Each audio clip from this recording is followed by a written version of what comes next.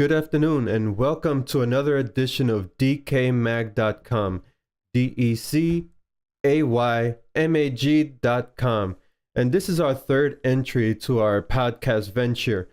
Thank you very much for joining us and thank you for supporting us. Thank you for following us and thank you for listening again.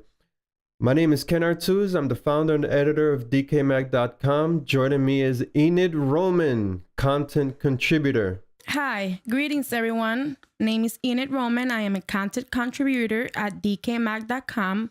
Thank you for tuning in. We'll be covering some news on streaming and televisions. We'll be also covering some very interesting information on the gaming world. In this week's podcast episode, we'll also be covering the news of the week. These are topics that have ignited the interwebs over the past week. We'll be featuring a report on the Spawn feature film, news update on The Crow, and some revealing insight on Metro 2033, the film adaptation to the popular first-person survival horror video game. Also featured in our weekly crowdfunding spotlight, and of course, we'll be joined by a contributor writer at DecayMag.com, Miss Stacy Cox. Without further ado, let's begin with television. We name things so they don't frighten us. Satan, evil. For too long I have been afraid. Now I'm not frightened. Mark your calendars, ladies and gentlemen. Sunday, the 1st of May, 2016, would be the Season 3 premiere to Penny Dreadful on Showtime. Showtime delivered a poster and a trailer to the popular horror drama series earlier this month. I admit I haven't been following up with the episodes of Penny Dreadful. I've seen Season 1 in its entirety, but Season 2, unfortunately, I just skipped over it. However, Season 3 is something not to be missed. For those unaware, the concept behind Penny Dreadful centers on bringing together characters from horror literature together in one storyline. For example, the characters such as Dorian Gray, Frankenstein, Dr. Henry Jekyll, they all coexist in the same timeline. Showtime's Penny Dreadful is rich with supernatural horror elements and is deeply focused with dramatics. The trailer is rich with some very intriguing scenes. While I'm personally not influenced by what trailers have to offer these days, I'm curious to see how the continuation of Season 2 flows into these new episodes. The returning cast and Eva Green are reprising their role as Vanessa Eves. Timothy Dalton reprises his role as Sir Malcolm Murray, and Josh Hartnett returns as Ethan Chandler. Making a guest appearance is Patti LuPone, who will guest star in Season 3 to Penny Dreadful. She stars as the character, the Cutwife, in Season 2, but she returns in a whole different role this time around. She'll be portraying Dr. Seward, an American therapist who treats Vanessa with some very unconventional new techniques. Rounding out the cast would be Wes Studi, Sarah Green, and Shaza Latif. Also starring in Season 3 would be Brian Cox, no relation to our contributor writer, Stacy Cox. Brian Cox is set to portray the character Talbot. This is a character that has been mentioned prominently throughout the Penny Dreadful series. However, there's little background given to this character, so fans of the series, they're very eager to see the appearance of Talbot. And of course, as many in the Penny Dreadful fan base are aware, Talbot is Ethan Chandler's father. Also, the creative direction for Penny Dreadful Season 3 would be different from previous installments. Executive producer Sam Mendes had hinted on the overall storyline for Season 3 of Penny Dreadful. Storylines would be divided amongst the main protagonists of the series.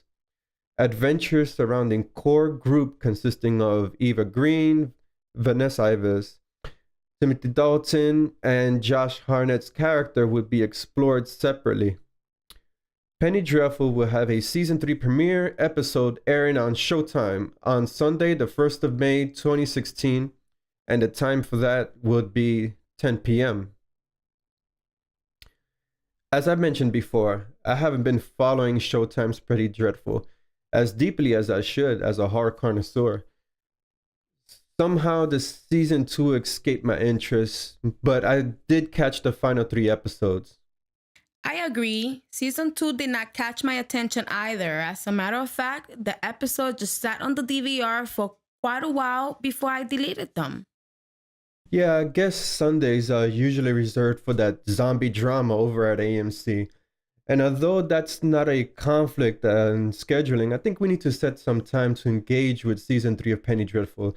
This looks to be a very interesting set of episodes. My life depends on you. If you haven't seen episodes to the British production Black Mirror, currently streaming on Netflix, set aside some time and watch this sci-fi anthology. The stories presented is weird, but each touch base on some sort of futuristic science fiction element. Everything from our current use of social media to the controversial Big Brother aspect. Black Mirror aired in the UK on Channel 4, but it wasn't until recently that the science fiction anthology series landed on Netflix. The streaming service giant recently acquired the rights to Black Mirror, and its season 3 is now in the development.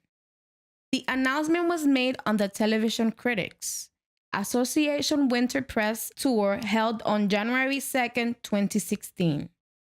What this means for this production is that Netflix will be producing the new installments for Black Mirror. 2 seasons air on Channel 4 in the UK, in addition to a 75-minute special that aired in December 2014.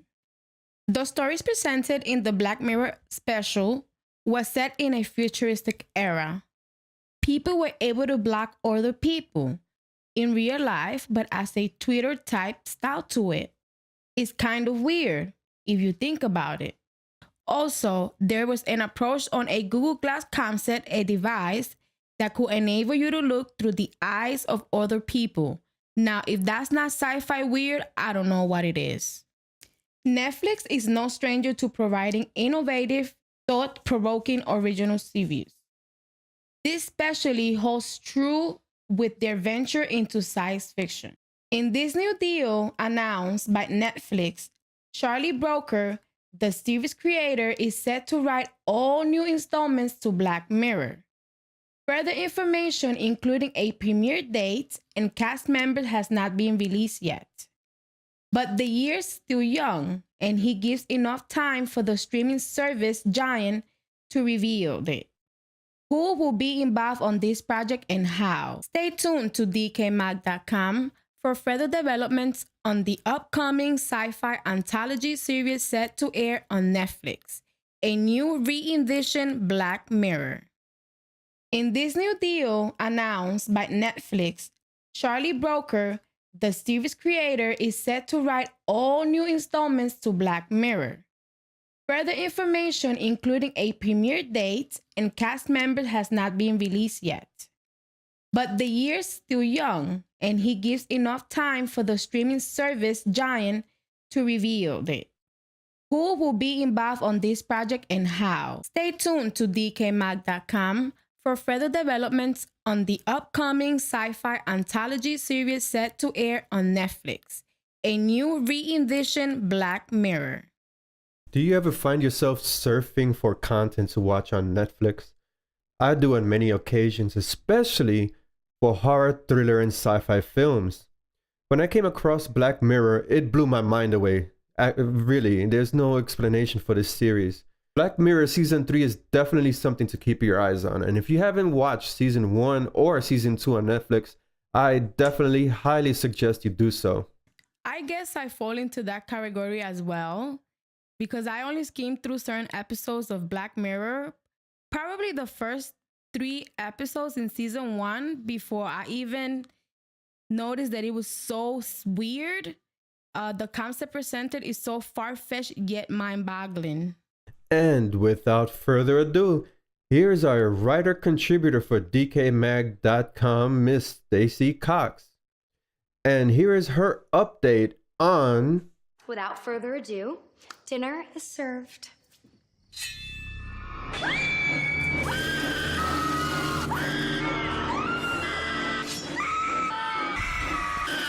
Fox is revving up production for Season 2 of Scream Queens. The comedy horror television series opened with high ratings, but as the season progressed, viewership declined. Fox is hoping the new creative direction to Scream Queens will keep audiences watching. Scream Queens is well underway, and juicy details have been revealed. Cast members from Season 1 are confirmed to return.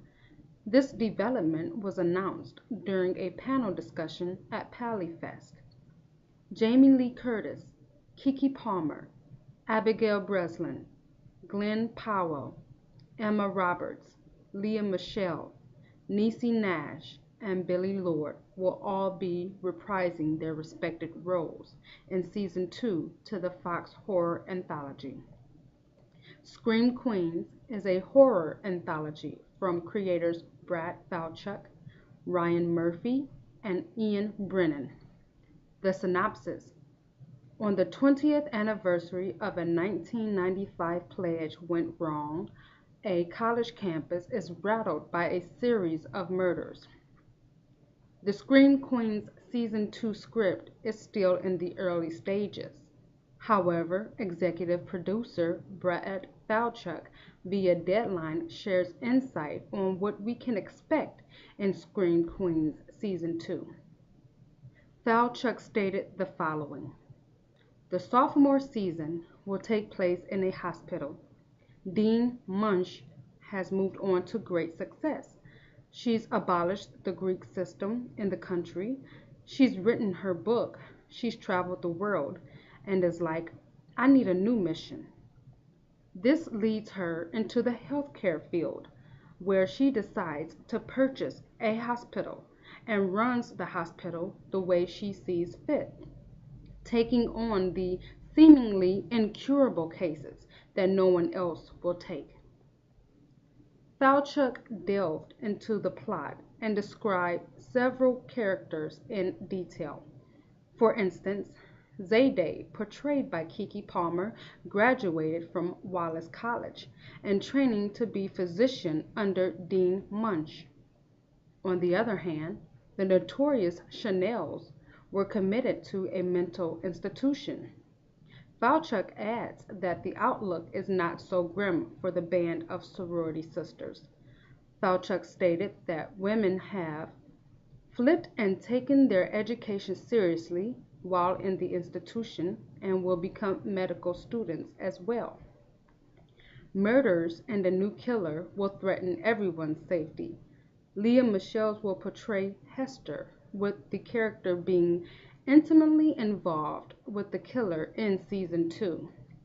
As for Denise, she has joined the FBI and will be involved in the hospital mishaps as well.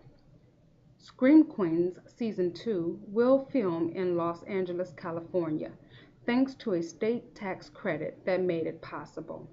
It is set to premiere in 2016. And now, back to my colleagues at DecayMag.com.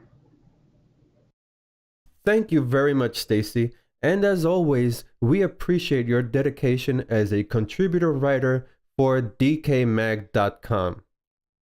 Touching on that subject, if you're interested in becoming a contributor writer for DecayMag.com, simply visit our website, DecayMag.com.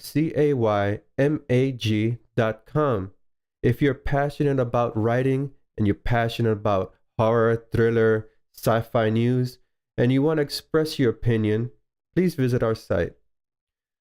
Also, you can offer your support by following us on Facebook, Twitter, Google+. We're also on Pinterest and Instagram.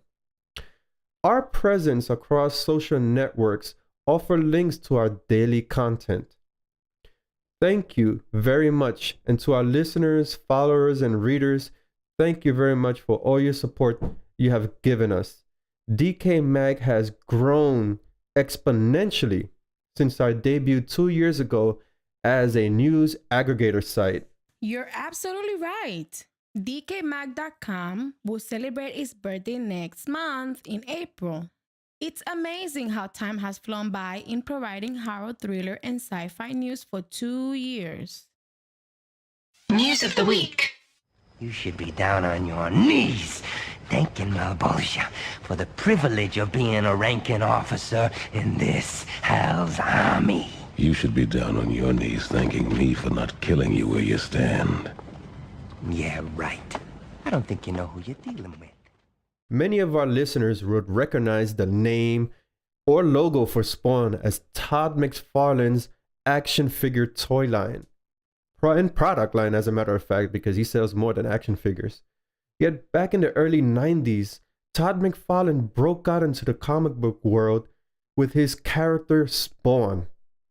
The story would translate into an animated television series that aired on HBO.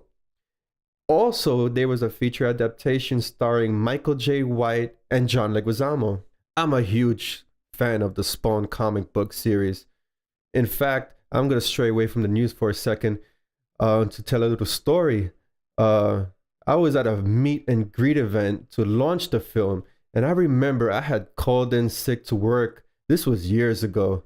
And I grabbed my issue number 1 of Spawn, and I stood on that long line for hours. And I can say I'm the proud owner of an autographed copy of Spawn issue number 1 by Todd McFarlane himself and Michael J. White. Anyway, back to the news at hand. Since the release of the film, Todd McFarlane has been hinting on the release of a new film adaptation to Spawn. But unfortunately, year after year, McFarlane has hinted and hinted, giving the word that something's coming up, but unfortunately, nothing materializes. This leaves the fan base distraught and disappointed. We want to see a new Spawn film. But there's nothing wrong with the 1997 release to Spawn. It really didn't capture what the comic book story is about. Michael J. White portrayed the role of Al Simmons / Spawn, and John Leguizamo portrayed the jester demonic entity named Violator. The synopsis to the 1990 film adaptation reads as follows. A mercenary is killed, but comes back from hell as a reluctant soldier of the devil. On the other hand, the animated series that ran for 3 seasons between 1997 and 1999, the animation was an ultra-violent, action-packed supernatural thriller. Although the series was short-lived, the story element stayed true to its comic book counterpart. Now, the season to the animated television series reads as follows. After being betrayed and murdered by his employer, a government-trained assassin named Al Simmons is resurrected as a Hellspawn and is forced to become the reluctant leader of the Hell's Army. Now, let's fast forward to the present time. Todd McFarlane, he spoke with comicbook.com at the 2016 New York Toy Fair. Once again, McFarlane hinted on a resurrection of the Spawn film adaptation project. McFarlane maintains that the new film would have an R rating. Well, this is good news because the story itself is violent and is action-packed. Of course, the story has supernatural overtones as well. However, McFarlane states that the concept to this new film would be a totally different source. McFarlane stated the following. He's the thing that just wishes in this ghost that moves and will fuck you up. If you're in the wrong place and the wrong time, and the rest of the movie would look real, but this real drama, he's just this ghost thing behind it. McFarlane also added that the character Spawn would be a boogeyman. McFarlane has been regurgitating the same statement over and over, and fans are left wondering if this time McFarlane is truly serious. To pacify all doubts, McFarlane released a video on his Facebook page. He details the projects to this re-envisioned Spawn film concept. Here's an excerpt from the video. Hey everybody, Todd McFarlane here, going to give you an update on the Spawn script. So let's just look at it. Let me flip quickly for you. So right now I'm at 132 pages, which means that it's a little bit too long.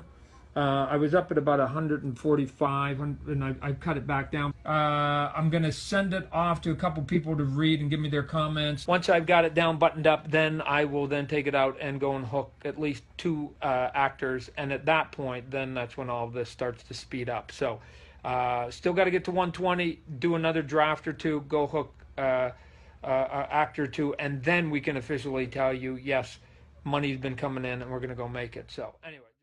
There you have it, ladies and gentlemen. Todd McFarlane is in fact working on the Spawn script. McFarlane intends on creating a dramatic contrast to the 1997 film adaptation.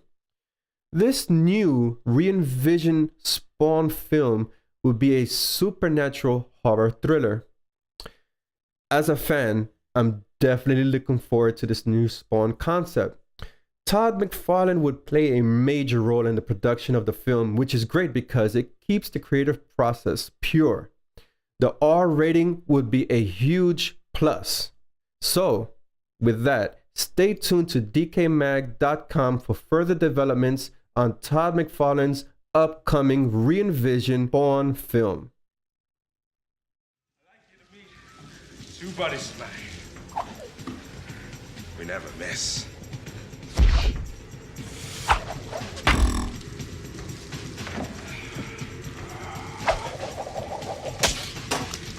Try hard. Try again.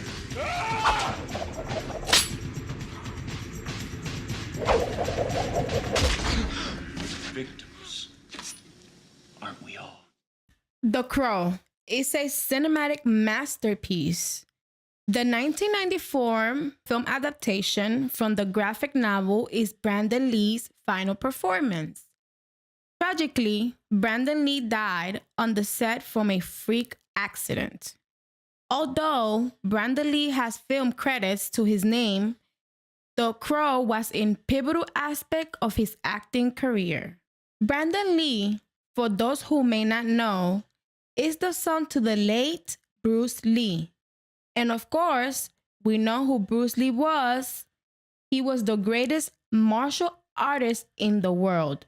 And you could definitely quote me on that. As I've mentioned before, The Crow is a film adaptation based on the book written by James O'Barr. The story is a cross-genre medium. It features action, drama, sci-fi, and the supernatural. The synopsis to The Crow read as follows. A man brutally murdered comes back to life as an undead adventure of his wife and his fiancé murder. The Crow film franchise failed to take flight. The Crow City of Angels was released in 1996 and featured Vincent Perez as the next restless soul avenging angel. In 2000, The Crow Salvation was released. Eric Mavius portrayed the role, a short-lived and poorly developed television drama titled The Crow's Stairway to Heaven aired in 1998. This time, martial artist, actor Mark Dacascos is cast of Eric Draven, a role made famous by Brandon Lee years prior. Over the past 2 years, news of the new Crow film adaptations was circulating. Unfortunately, the film barely makes it into the production phase. The following is a chain of events surrounding the doomed Crow reboot/remake. Relatively Media has filed for bankruptcy and has placed several films and projects on hiatus, The Crow being one of the projects. After Relatively Media has sorted out his financial problem, The Crow was slated to the company's first production. In November 2015, Edward R. Pressman, the producer to The Crow, has filed an objection against Relatively Media. Pressman didn't want Relatively Media to put the rights to the Crow's project up for sale.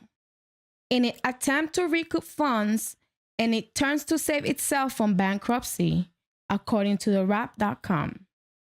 Relatively Media invested more than $7 million, including a $2.5 million bid for a potential Crow franchise. The clause states that if Relatively Media does not fulfill its end of the deal, all rights will go back to Edward Pressman. This contract went into effect on 2014 with a deal set between Pressman and Relatively Media in 2009. In March 2016, The Hollywood Reporter states that the director to the Crow reboot was removed from the project. Corin Hardy was slated to direct. The decision to remove Hardy from the project stems from the lawsuit issued by Edward R. Pressman Film Corporation. The Crow had a list of prospects to portray the role of the titular character Eric Draven. Each of the actors have moved on to fulfill other projects' obligations. Since, in fact, the Crow project failed to move forward. The actors were Bradley Cooper, Luke Evans, and Jack Huston. What the legal troubles mean is that the Crow reboot remake will not be materializing anytime soon. Or until the matter sorts itself out, the Crow franchise will remain untouched. The troubling news surrounding the Crow remake can only mean one thing. Don't make the remake to this film. There isn't any reason to redevelop a cinematic masterpiece. The theaters are already crowded with remakes and reboots. Leave the Crow franchise alone as is. I say leave it alone, let it go, it's not worth it.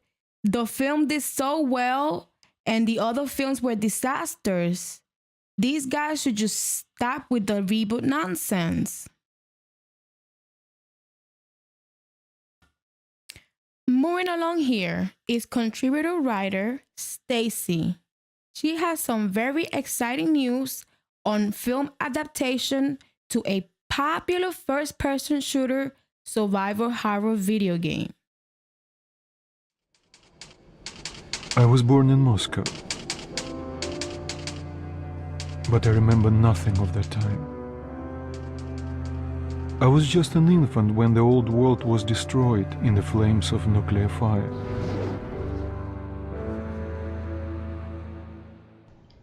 Metro 2033 fans, we have some very exciting news for you. Author Dmitry Glukhovsky of Metro 2033 is teaming up with Michael DeLuca and Stefan Lihue to make a film adaptation to Metro 2033. Metro 2033 is a post-apocalyptic science fiction novel by Dmitry Glukhovsky. The story is set in Moscow Metro. This is where the last survivors hide after a global nuclear holocaust. The novel was first published in Russia in 2005, with an English translated version published within the United States in 2010. Metro 2033 has also spawned two sequels, Metro 2034 and Metro 2035. Metro 2033 is most popular as the survival horror first-person shooter video game counterpart. Metro 2033 also spawned a sequel to the video game, Metro Last Light, which was remade and renamed Metro Last Light Redux and released in 2013. It takes place in the year 2034, beneath the ruins of post-apocalyptic Moscow. In the tunnels of the Metro, the remnants of mankind are besieged by deadly threats from outside and within. The pitch for the Metro 2033 game is as follows. In 2013, the world was devastated by an apocalyptic event. annihilating almost all mankind and turning the Earth's surface into a poisonous wasteland. A handful of survivors took refuge in the depths of the Moscow underground, and human civilization entered a new dark age. Set in the shattered subway of a post-apocalyptic Moscow, Metro 2033 is a story of intensive underground survival where the fate of mankind rests in your hands. Here are the details for the film adaptation to Metro 2033. Metro 2033 tells the story of a young man named Artyom who survived World War III by hiding in Moscow's subway system, the world's largest existing nuclear fallout shelter. It's in the maze of tunnels and stations that comprise the famous Moscow Metro that he and others build a new civilization and culture, mimicking the old world now gone. The film Metro 2033 will be produced by Michael DeLuca. DeLuca is notable for Fright Night, Ghost Rider, In the Mouth of Madness, and Priest. Stephen LeHue of Solipsist Films is known for Sin City, A Dame to Kill For, 100 Feet, Curve, and State's Evidence. Eugene Ifani is known for Her Time, The Iris Effect, and Mirror Wars Reflection 1. Metro 2033 is currently in development. No more information is known at this time. Stay tuned for updates. And now, back to my colleagues at DecayMag.com. I'm very curious to see how Hollywood would transform the storyline for Metro 2033. The novel, published in 2005, is written by Dmitry Glavkovsky. This is a book I highly suggest. The video game franchise itself is a separate entity based on the novel. I'm gonna put my skepticism aside and say Hollywood may very well translate this concept of Metro 2033 in a good direction. Now, let's see what happens. In an exclusive report from Deadline.com, it's reported that Blumhouse Productions will be releasing another low-budget, found footage horror film titled SevenFold. Directing this upcoming film will be the Blair Witch Project's director Eduardo Sanchez. It doesn't take a psychic to predict this scenario. Would have happened eventually. Blumhouse Productions is notorious for dishing out found footage films at no cost. While the production value may lack and the creative form may be a bit muddled, these horror films generate big budget returns. Aside from the collaboration between Eduardo Sanchez and Blumhouse Productions, no other information is available on the horror film title SevenFold. Eduardo Sanchez brings his experience on horror films to the table. Not only did he work on the Blair Witch projects over the course of the 17 years from this release, he has directed the films Altered, Lovely Molly, and Exist. He has contributing credits on the BHS too. Sanchez also has experience in TV production. He is directing episodes for a Raid Network vampire drama From Dusk to Dawn. 2016 is going to be a very busy year for Blumhouse Productions. Darkness will release on May 13, 2016. The Purge election year will release on July 1st, 2016. And the sequel to Ouija will be released on October 21st, 2016. Out of all these films, the only one I'm looking forward to is The Purge. I've had many fair shares of screenings for Blumhouse produced films. It was a horrifying experience. There is a lack of joy in these horror films. Casual audiences, assuming that the film is good based on the trailer, are in for a rude awakening. I think this is a perfect opportunity to voice on Blumhouse production films. Jason Blumhouse, he's an intelligent businessman. This is business 101. Create a product with low cost and aim for high profits. This is what Blumhouse production is built on. Do these films offer high quality horror, suspense, and thriller aspects? The majority of them don't. And this is not a personal opinion. Despite what the box office sales register, audiences leave the theater groaning and complaining about how terrible these films are. We've personally heard statements and complaints at various film screenings that we attend. Critics also register the lack of creativity and production value in their reviews.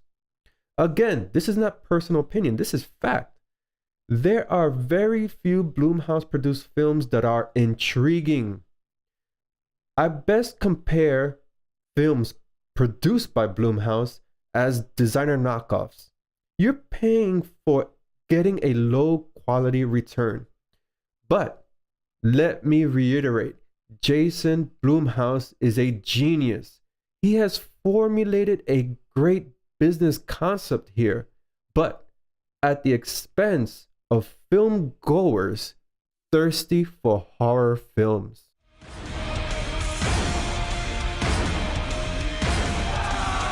Come get it! Dead 7, a sci-fi original movie. Want to know what the Backstreet Boys and NSYNC are doing lately? Fighting zombies, that's what. You heard that right. Our teen sensation boy bands, the Backstreet Boys and NSYNC, are teaming up to fight zombies in the new upcoming Western horror Dead 7 by director Danny Rowe. Dead 7 is a post-apocalyptic Western that follows a group of gunslingers as they look to rid a small town of a zombie plague. Nick Carter shared in an interview with Rolling Stone, "It's a zombie Western futuristic horror movie. My character is still being worked out right now, but I'm a good guy that's going to save the day. There's a wish list of people that I want. I want it to be musically based. I might reach out to Jordan Knight from the New Kids on the Block. But these bands are no strangers to acting in movies. NSYNC's Joey Fatone has some acting experience in Robot Chicken, Star Wars, Shorty McShort's Shorts, and My Big Fat Greek Wedding, just to name a few. He is also no stranger to the horror genre. He starred in Army of the Damned from Tom DeNucci. Backstreet Boys' Howie Dorough has made an appearance in Sabrina the Teenage Witch, Constellation, and The Mummy, 1999 by Stephen Sommers. So he is also no stranger to the horror genre, or to zombies for that matter. Dead 7 will be directed by Danny Rowe. He is known for Shotgun Wedding, Lost Thoughts, and Dog Lovers. It will be written by Nick Carter and Sawyer Perry. As for the cast, Nick Carter of the Backstreet Boys will star as Jack. Carrie Keegan will star as Daisy Jane. She is known for Up Close with Carrie Keegan, Rio Junkie, and Big Morning Buzz with Nick Lachey. Joey Fatone of NSYNC will star as Whiskey Joe. A.J. McLean of the Backstreet Boys will star as Johnny Vermillion. Howie Dorough of the Backstreet Boys will star as the Vaquero. Lauren Kit Carter, wife of Nick Carter, will star as Cyrene. She is known for I Heart Nick Carter, One Life to Live, and The Pendant. Dead 7 is set to debut on SciFi April 1st of 2016. And now, back to my colleagues at DecayMag.com. Video games.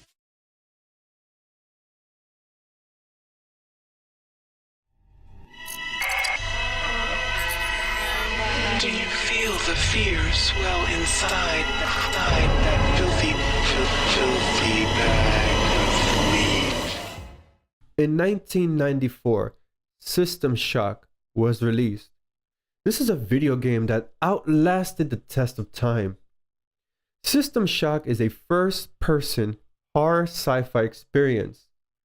The game was developed by Looking Glass Technologies and published by Origin Systems. In November 2015, we covered news on this retro video game getting a remake. Night Dive Studios is a fairly new company with a focus on porting retro video games for current PC specifications. In addition, many have speculated that Night Dive Studios will move on to develop a third entry to the System Shock game franchise. Larry Cooperman, head of business development at Night Dive Studios, shared the following on the company's move to create a third entry to the System Shock video game. Cooperman stated, "To really do another game that series is going to take resources and time and commitment that we do not have. And it's really not our core business." There you have it, folks. Night Dive Studios is not creating System Shock 3. Moving along. The System Shock remake, however, will be remastered. The title will be available for PC and Xbox One, and the game will feature Unity. Night Dive Studios plans on launching a crowdfunding campaign on Kickstarter. This campaign will be announced in the months to come. The trailer released earlier this month is a pre-alpha gameplay demonstration. The gameplay is not the finished product. It merely serves as an example of what Night Dive Studios is working on. What we see here is a title with dynamic lighting, shading, and a fully reconstructed 3D modeling. It's a classic game, reimagined on a modern engine. If you're a System Shock gaming fan, or if you have never played the game before, Night Dive Studios is providing an opportunity to reinvent a retro-styled game for today's gamer audiences. For more information, stay tuned to DecayMag.com. We'll be announcing the Kickstarter campaign for System Shock as soon as it's released. So stay tuned. Crowdfunding Spotlight. And Dark is currently in development. The crowdfunding campaign has begun. And Dark is a sci-fi, fantasy, horror animation that tells the story of a teen with dark superpowers who must battle her way through 3 mystical gates guarded by the forces of darkness in order to save the world and enact revenge on her sister's death. And Dark is a paranormal female superhero film. The pitch for this film is very exciting, as we don't see many sci-fi, fantasy, horror, paranormal films that have a strong female lead, especially that of a superhero. There is not a trailer for the film as of yet, but there are plenty of images on the concept art that you can see on the crowdfunding campaign page on Kickstarter.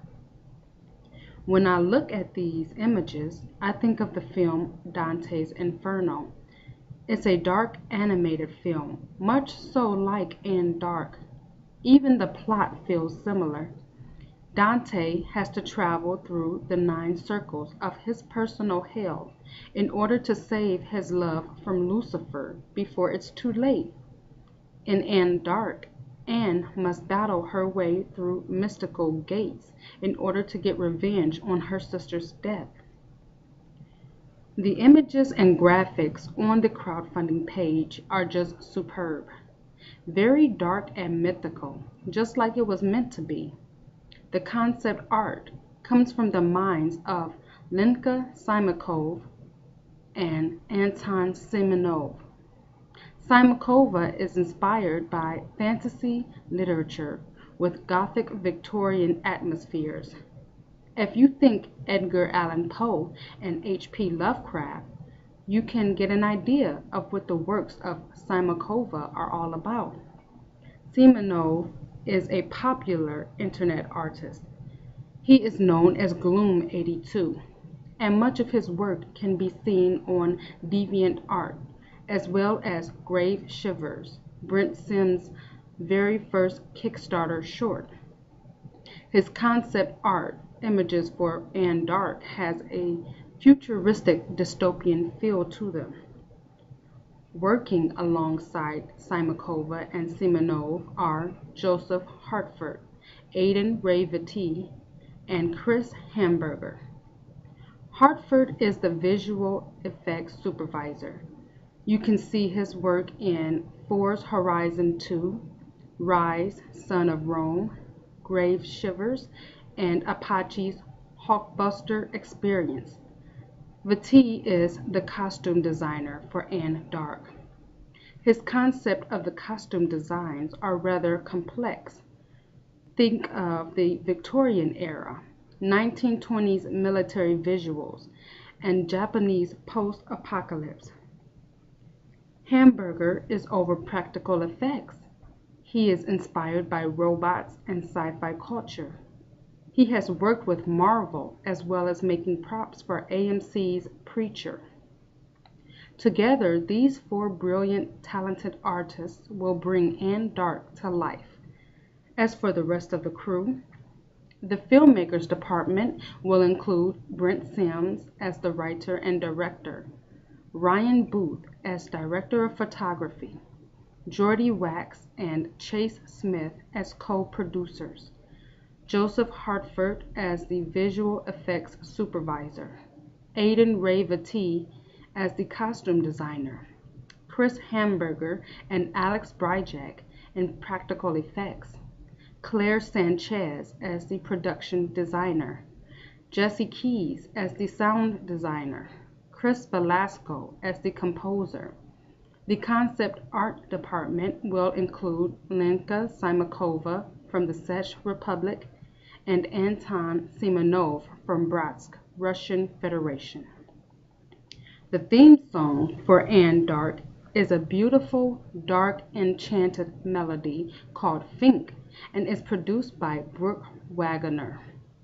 As for the cast, Linnea Gregg will star the main role of Anne Dark. Darby Matthews will star Sister Agnes. Bianca Siplin will star Madam Shadow. Ronnie Hooks will star the Gate Demon. Sam Cobain will star Stuff. Matt Story will star the Master.